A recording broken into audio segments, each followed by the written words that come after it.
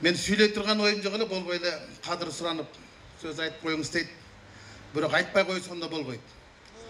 Койташ окуясы бул ошол кездеги бийликтин ары басса алсыз, бери басса акылсыз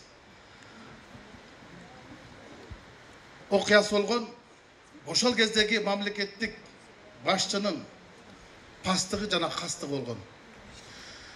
Койташ окуясынын азыр серепчилер ар кандай баа берип атпайбы? Атамбаев ошол күбө катары келип сурак берип койсо эч нерсе болгон эмес депчи. Жок, андай эмес туугандар. Койташка кол салуу бул экинчи этабы. Биринчи этабы Атамбаевдин кол тийбестигин алуу болгон. Арамзалар ошондо башталган. Биринчи башкы прокурор жогорку кеңешке жолдомо жолдогон. 5 берене менен айып таккан. Анан ошол айыптын негизинде кол тийбестигин алуу боюнча маселени киргизген. Мына ошол кол тийбестигин алуу аракетинен кол салуу болгон. Азыр эми айтып атпайбы? Койташ окуясы. Эмне үчүн Койташ окуясы 2 жылдан бери тегине чыкпайт же 1 жылдан бери сот болбойт? Эмне үчүн болбойт? Анткени жок. Жок эчтеке. Эгер бийликтин аракети мыйзамдуу болгон болсо, бардык азыр түрмөдө го. Орхан Инанды да кылып тур эле 2 базарда соттоп салбайбы 100 000 жылга. Эмне үчүн 1 жылда бери соттой албай атат? Эмне үчүн айып тага албай атат? Таба албай атат. Кылмыш иши эки нерседен турат. Айып табуу, анан айып тагуу. Булар айыпты тагып алды, айыпты таба албай атат. Таба турган мыйзамдуу фактылар бар жок. Мына жана Канаттын кечеги тасмасын көрдүм да, Койташ окуясындачы. Жанагы ашып кирген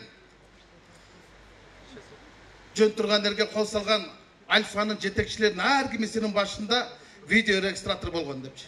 Ошолордун бардыгын өздөрү жок кылып жиберишти.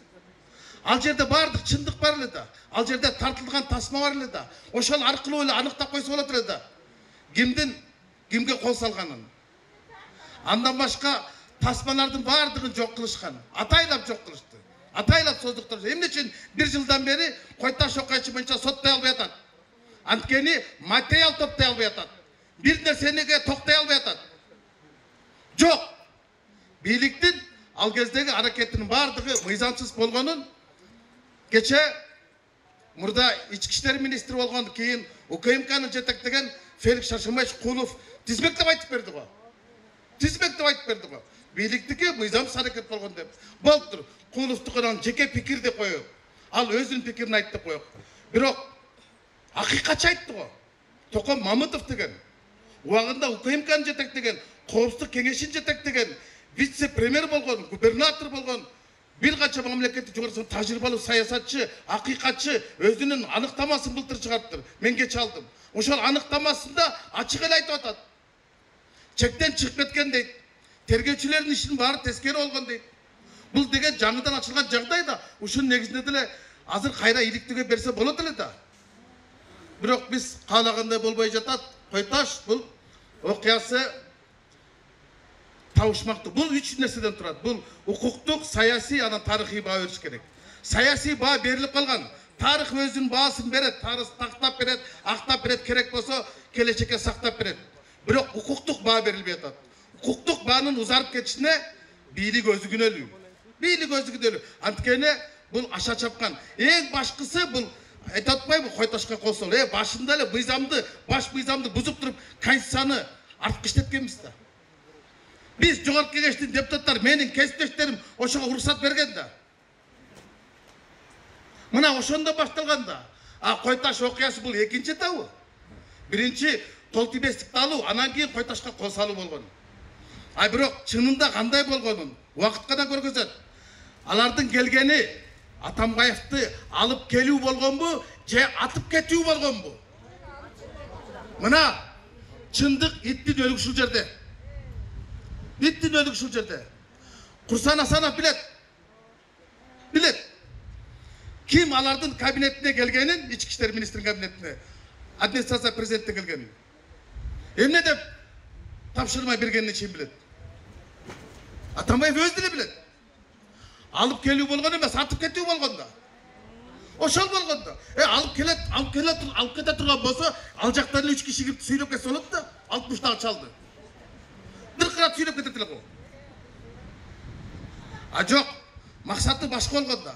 Мына ошолордун бардыгы билинип калабы деп сотту создуктуруп атат.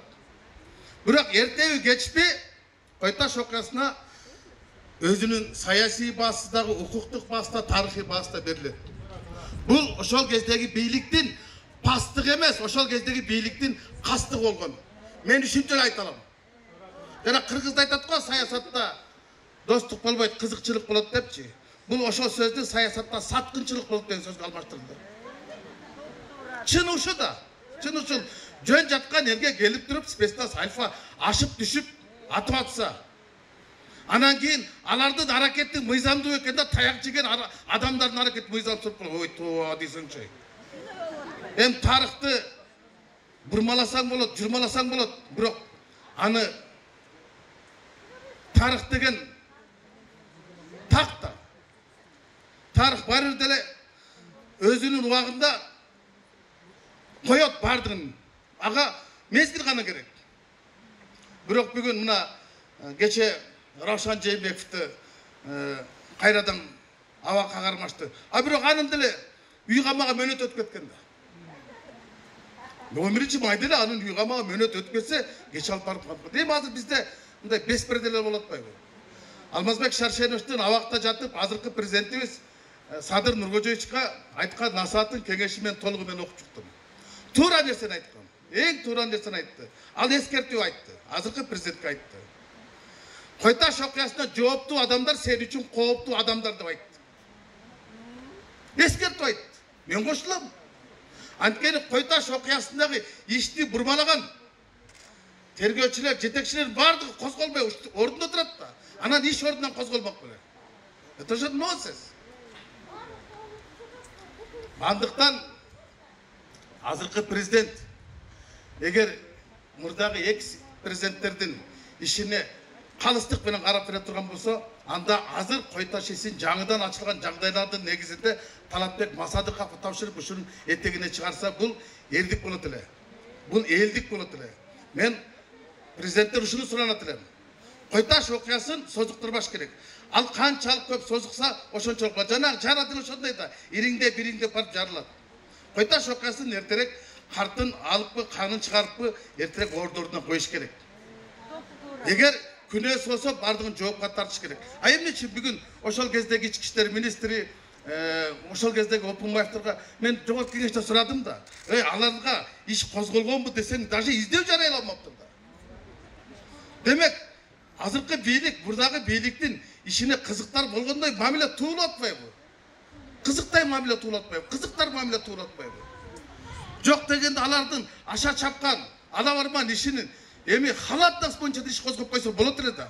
Халатнас деген. Аны да козголгон жок да. Андыктан сөзүмдүн этегинде бир гана нерсени айтам, урматтуу Кой-Таштар. Сурат бересиз.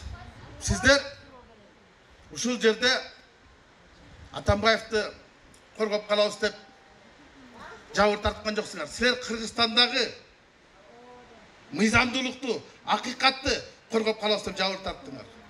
Бирок акыйкат жеңет. Жеңиш силер тарап турат. Буга ишенебиздер. Бардыгыңыздарга ийгилик карайм. Экинчи Кыргызстанда Кой-Таштын окуясы кайталанбасын. Рахмат.